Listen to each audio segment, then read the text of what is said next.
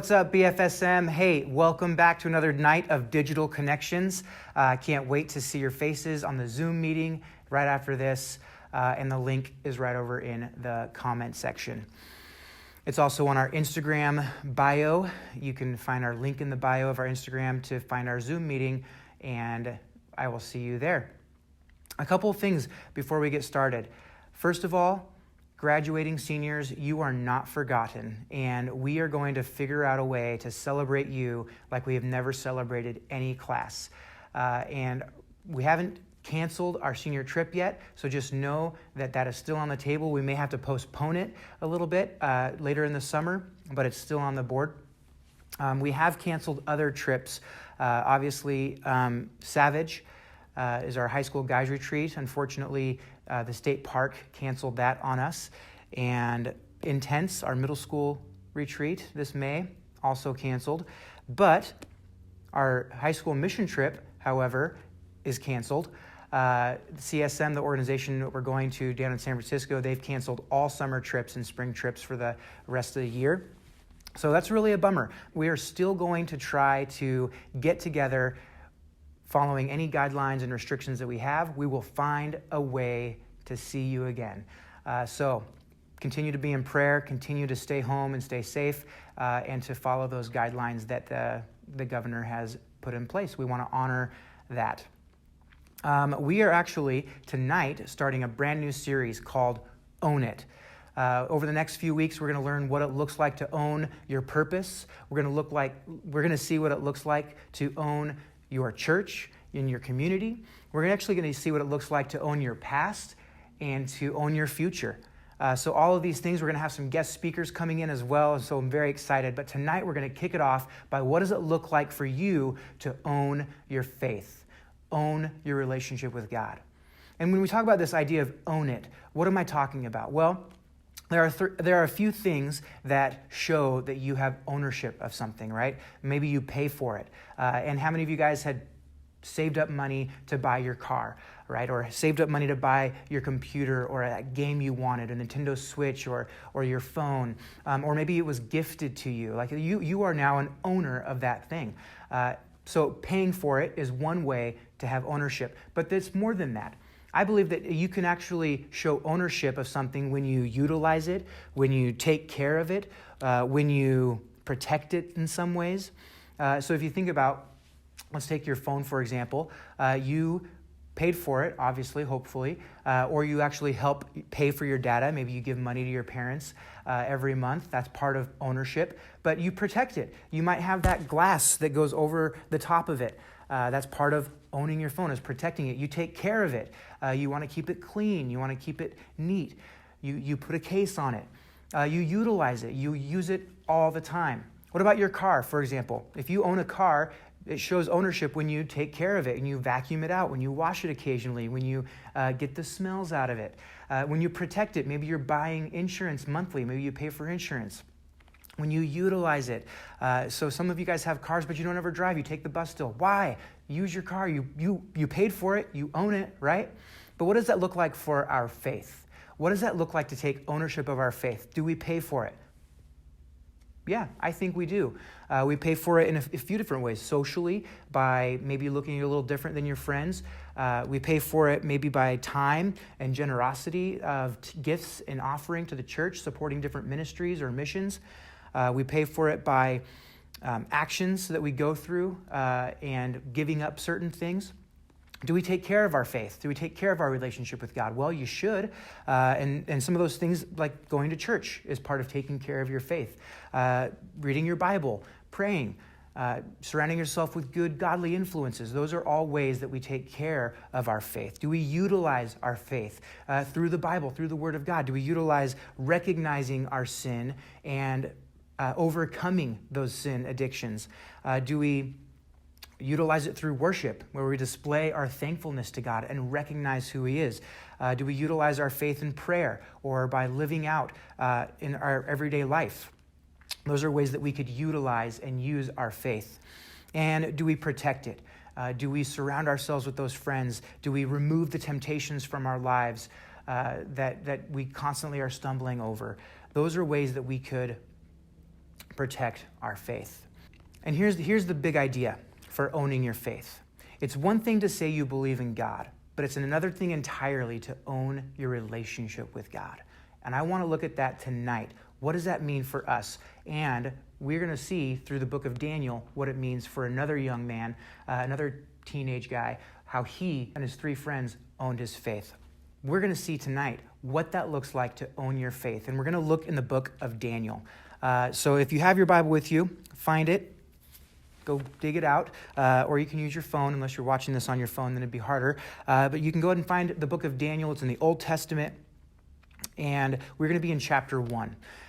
So what happens in the book of Daniel is a story of, guessed it, Daniel, and he starts off as a young man, as a teenager, and then it actually ends his life. It ends with him being an old man. So it's the scope of his entire life. But what's unique about Daniel is it's at a time in history where Babylon took over Israel and Jerusalem. So what Babylon does, they come in, they find the royalty, the nobility of the families that have prestige, and they scoop them up, take them back to Babylon, and they train them to serve in the court of the king. And what this does, it's a pretty genius move on the Babylonians. If you're going to take over the world, you want representatives from all over your takeover to be the face of the government. So what he does is he trains up the royalty, he trains them up as slaves, but slaves that get to maybe rule in his royal court. And that's what happens with Daniel. We see in Daniel chapter 1, verse 3, that the king ordered his court official to bring in some of the Israelites from the royal family and the nobility, young men without any physical defect, handsome, showing aptitude for every kind of learning, well-informed, quick to understand, and qualified to serve in the king's palace. He was to teach them the language and the literature of the Babylonians. We actually see who it is in verse 6. Among these were some from Judah: Daniel, Hananiah, Mishael, and Azariah. Daniel we know, but Hananiah, Mishael, Azariah, we actually know them from their Babylonian names, Shadrach, Meshach, and Abednego. I'm not sure why in history we recognize them as their Babylonian names. And Daniel, he got a Babylonian name as well, Belshazzar, but we always call him Daniel. Anyway, they got the short end of the stick. Or maybe they didn't. So in the very beginning of Daniel, we see that the smartest, strongest, healthiest are chosen to serve. And they bring them from royalty and they make them slaves. These guys, these 4 guys, went from the top to the bottom. It's like they were 8th graders and they felt like so big and proud because they were like owned the school. They went from 8th graders to freshmen. They are advancing in life, but they're from the top to the bottom. Now, freshmen, we do love you, but you know what it's like that first day of school and you're like, this is all different. I'm overwhelmed. I used to know the school in and out. Now I don't know anything, and everyone's taller and bigger and stronger. From top to bottom. But here's what we're going to see tonight. These 4 young men are going to make choices that reveal that they actually own their faith. And that's exactly what happens with us. The choices you make at the bottom when you are at your worst will determine if you really own your faith or if you're just putting on a show. The choices we make while we're at the bottom reveal, do we own our faith? Are we gonna cave into the pressures that are around us, or are we gonna cling to God for his guidance?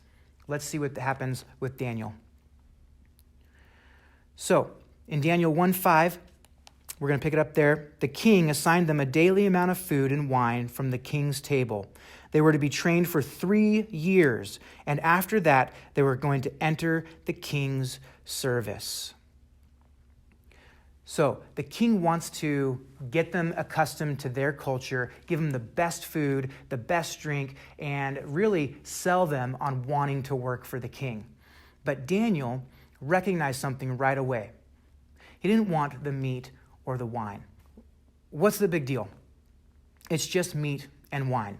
Well, one of the enemy's favorite tricks is to trick us into believing that a little bit of something bad isn't going to hurt us. But that's not true. A little bit of something bad could end up hurting us big time. Ephesians 4:27 says, do not give the devil a foothold. because he's going to push you to do more. And eventually, after pushing and pushing, that small thing becomes a big thing, which becomes a way of life. For example, it happens with our mouth.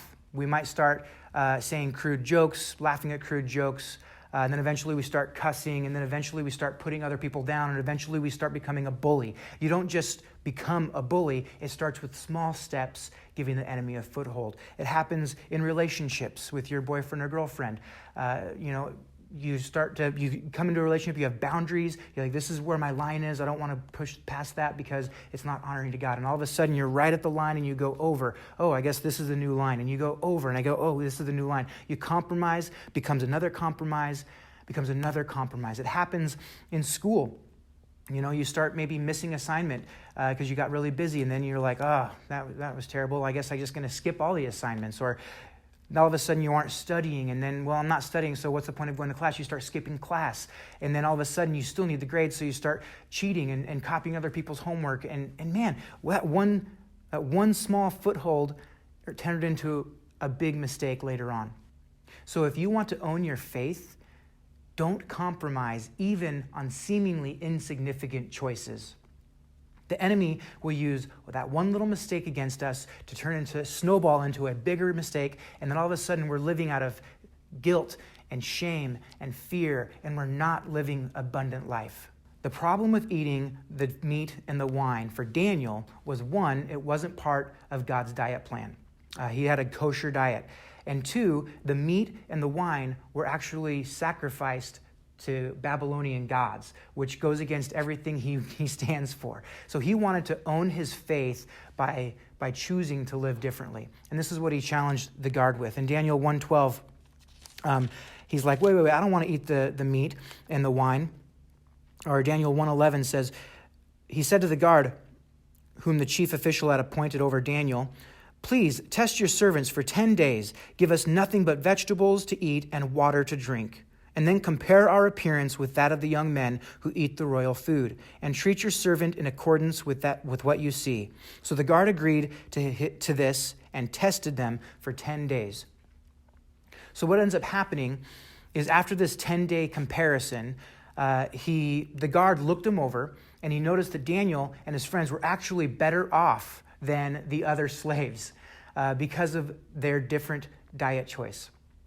Standing up for this small issue actually helped to set them apart. Standing up for small issues will help you be set apart from the world around you. And here's what they did. Here's what ended up happening. For 3 years, every bite of every meal they had reminded them that they were different. Every bite of every meal reminded them that they were set apart. When you own your faith, one aspect that there should be a stark comparison between you and the world around you that doesn't own their faith, that doesn't even have faith. Are you looking any different than the world around you? God was pretty upset with the Israelites at one time in history because they started adopting other nations' gods, and they started incorporating worship from other nations. And in Jeremiah 15, God just comes to the end of himself and he says, what are you doing? I set you in the world to be lights to the generation around you. You should influence them. You should be influencing them. They should not be influencing you. Why is this happening? So Daniel and his friends were not going to be influenced even in the slightest because they owned their faith. They owned their relationship with God. So here's my question for you guys. How are you standing up in the temptations around you?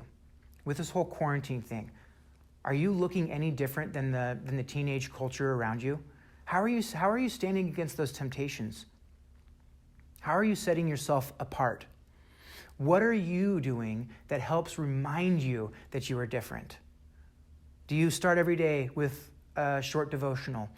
Do you pray out loud for your friends who are going through a hard time right there and right then? That would set you apart. Every bite of every meal set Daniel and his friends apart from his culture that it was surrounding him. What are we doing? This isn't just for you. I mean, I'll stop and say this is for me as well. What am I doing? How am I being set apart? Because we all have to live in this world, but that doesn't mean we have to be absorbed by the culture. We can choose to own our faith. We can choose to own our relationship with God. And here's what happens for Daniel and his friends. In verse 19, it says, the king interviewed them, and he said to them, and he found none, the king talked with them, and he found none equal to Daniel, Hananiah, Mishael, and Azariah. So they entered the king's service, and in every matter of wisdom and understanding about which the king questioned them, he found them 10 times better than all the magicians and enchanters in his whole kingdom. At the end of this 3 years, which seemed like a long time, I mean, we read it in a few seconds, but think about this. At the end of 3 years, they chose to stand out and own their relationship with God. It may be hard to see what you're doing now, but think about this in 3 years. If you started owning your faith, what would you look like in 3 years? Would you be 10 times more wise than the average 19-year-old? Would you be 10 times more ready to enter into college, enter into your work, enter into your trade?